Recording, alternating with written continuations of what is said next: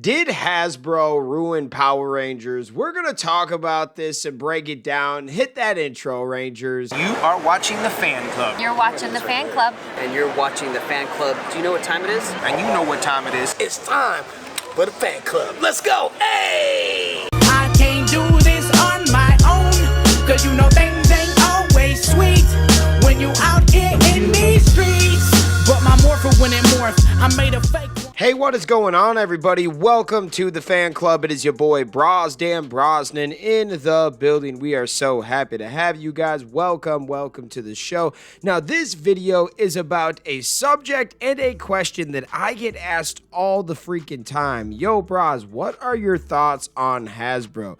Do you think that they elevated the Power Rangers brand, or do you think that they destroyed the brand? And you'd be surprised how many fans out there actually think that Power Rangers destroyed this brand. Some fans think they did it on purpose. There are other fans that appreciate what they have done. Now, I'm in the middle. I think that Hasbro has done more good than bad with this brand, but there are in a peculiar situation with Power Rangers. So they bought this from Saban and Bandai, about 5-6 years ago at this point. And when they bought it, they didn't do all of their research and development on it. Meaning they didn't check to see if this was going to work with their company. They kind of just bought it to do a favor for Saban. But Brian Goldner, I think was his name, he was the CEO of Hasbro at the time. He actually had a plan and a vision for Power Rangers. A few years later, he passes away unexpectedly, and somebody else gets in there with Hasbro, and they have a complete different vision for Hasbro as a whole. At this point, they aren't even working on toys that much anymore. They're a damn toy company, and they're focusing on video games and trading cards. Meaning that Power Rangers is in a peculiar place. Now, when Hasbro first took over, I thought it was actually pretty cool. We got Beast Morphers right away, and they had a great release, and it was on Nickelodeon. And even though it wasn't on at a great time, I think they aired it at 7 or 8 o'clock in the morning, I did enjoy this season, and this show got me back into the brand. It also had a very robust toy line with a lot of figures. We appreciated it. And then after that, we got Dino Fury. And around that time, we got a confirmation that a new movie with Jonathan Entwistle running the show was going to come out. And we never got that. And Dino Fury was actually pretty good, but you could tell they were going into a different direction at this time. They were getting rid of all their deals with the Shout Factory. And then Dino Fury Season 1 was on Nickelodeon, but Season 2 was on Netflix. And that brought us into Cosmic Fury and Once and Always. And even though I enjoyed both of those projects, I thought that they could have given us more, especially with Once and Always. It would have been awesome if they used more of the characters that they already had for the show there, like Adam and Aisha getting bigger roles, or Adam teaming up in a battle with Walter Jones, aka Zach. That would have been a lot of fun. And Cosmic Fury was just too damn short. So there are some things with Power Rangers that I think that they didn't do great on, but we got to talk about the good too. They were moving the needle and moving Power Rangers into a different direction, and I am a little upset about the whole Jonathan Entwistle project in the sense of I feel like we were bamboozled. We were promised this project for a long time, and when fans kept asking, yo, is it coming? Is it there? They kept saying, rest assured, it's still in development. And then we ran into so many issues between COVID and the writers-actors strike and just a lot going on. It was just a weird time to be a fan, and it led to a hiatus last year in 2024. So you have to admit that there were some mistakes, but I think Hasbro did more good than bad. But we have to kind of talk about why would fans think that they want to ruin the brand, or they ruin the brand, right? Some fans think it's deliberate. Now, I don't think anybody is spending $500 million to just throw it out and lose more money, right? We've heard of people buying companies to shelve it and so their competition can't have it type thing, but we've never heard of anybody buy a company and actually put money into it and want to lose more money. It just wouldn't make any sense, right? Especially when they're releasing the products and they're releasing the show to go with it. We just broke down why we think they could have done more, but there were some good things that came out of the Hasbro regime so far. Like I said, Beast Morphers was way better than Ninja Steel. The story was better, and I liked the more that Hasbro had it, the more they were doing their own thing and making something original.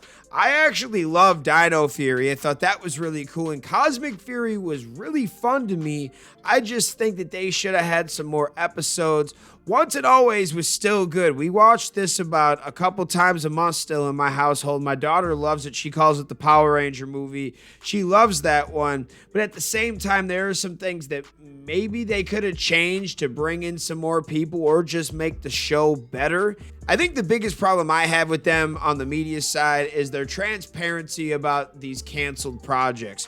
We don't really have anything, and Hasbro hasn't really told us anything.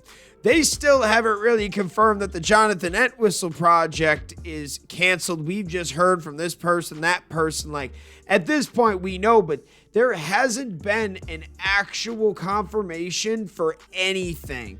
And we've been hearing a lot of rumblings about this Paramount project that could be or could not be worked on, but there still isn't anything. So I think this is the year we're going to find out some information.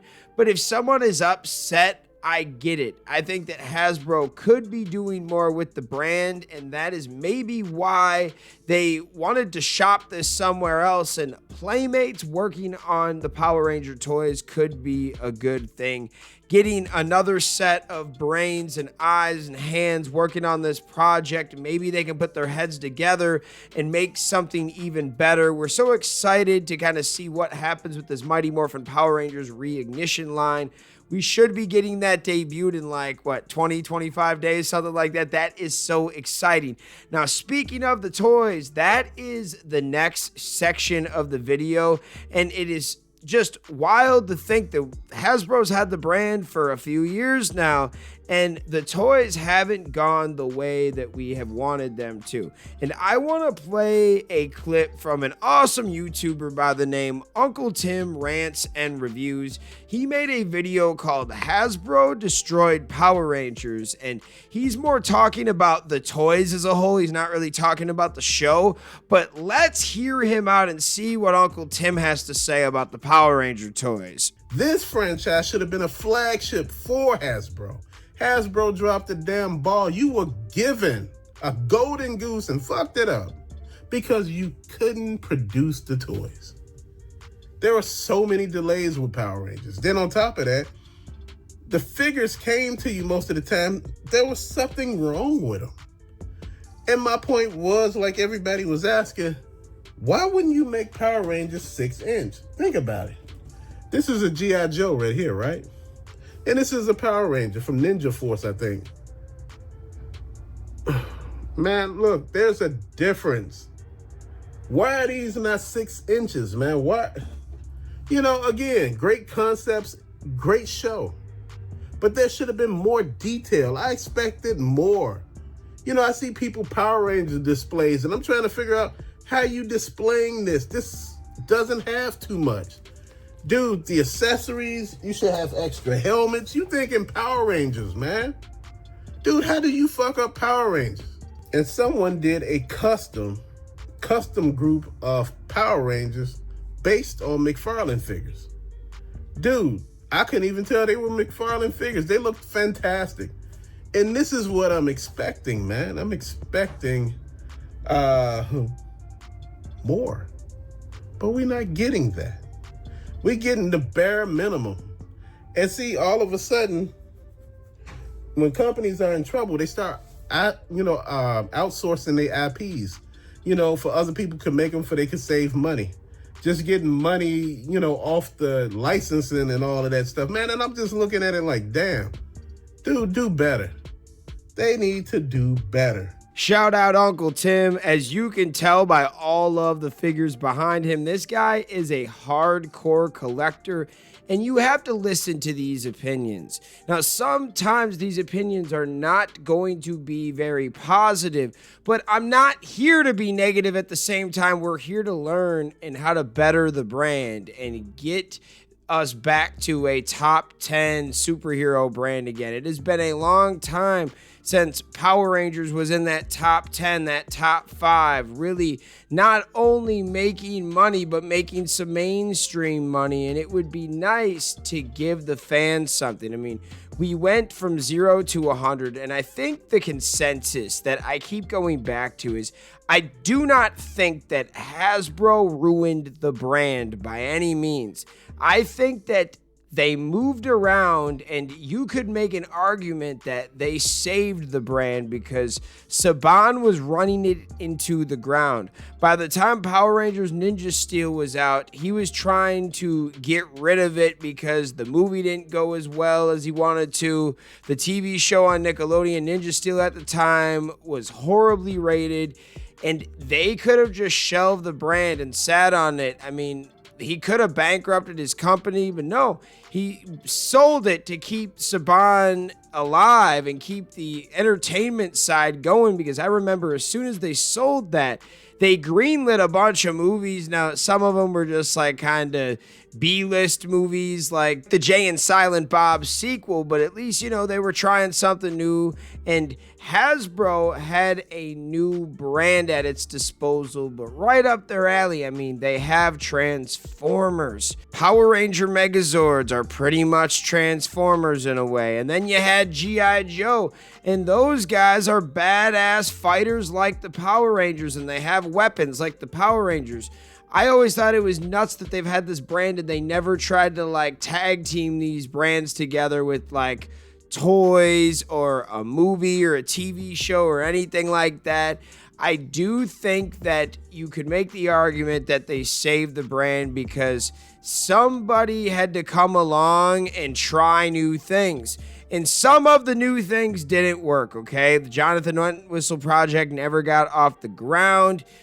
Cosmic Fury, even though it was 10 episodes long, those were original suits and something we haven't done in a very long time since the 95 movie, but those original suits were at least based off of the Zyuranger suits. Like, it's a little bit different. They were going their own way and trying to do their own thing, and I think that is best right now for Power Rangers. However, there were some miscalculations by Hasbro. There were some mistakes, and hindsight is 2020. Also, there were some bad luck. There were some elements out of their control that probably didn't help the brand at all. I'm in the middle on this. I obviously think they could have done more, but it could have been a lot worse. They did give us some really cool figures, and then they gave us some figures that were pretty messed up. They gave us some shows that were consistently decent. They didn't give us anything that was like 10 out of 10, but at the same time, I really did like Cosmic Fury.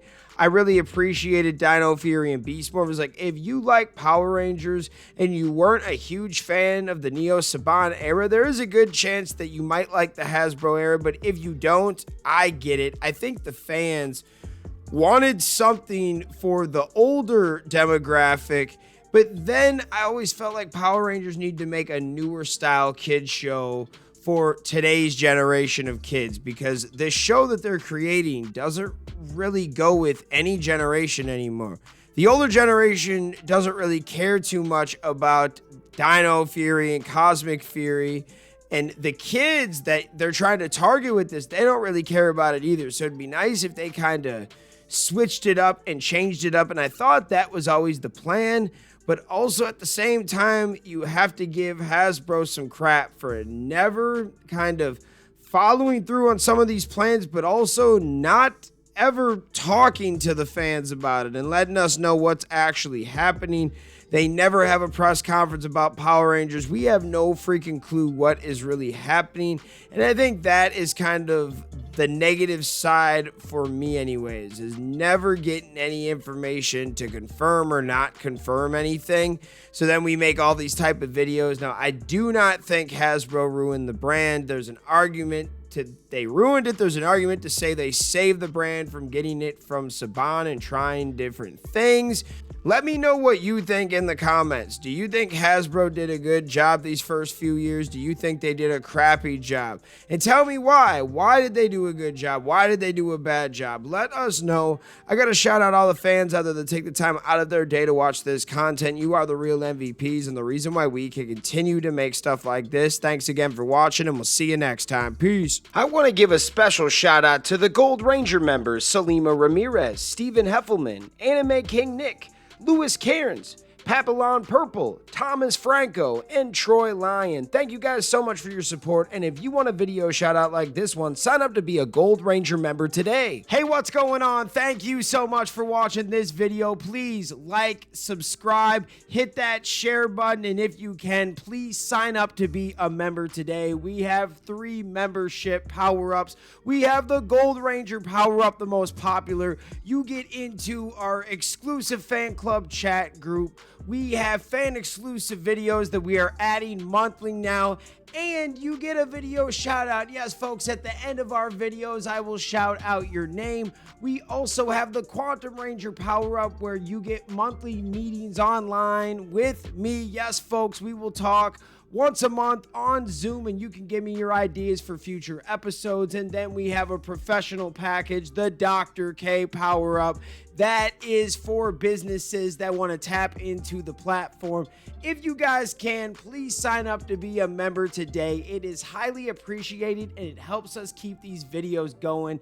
Thank you so much for watching, and we'll see you next time. Peace. Hi, we're Bulk and Skull. We have been requested by the fan club to say something funny.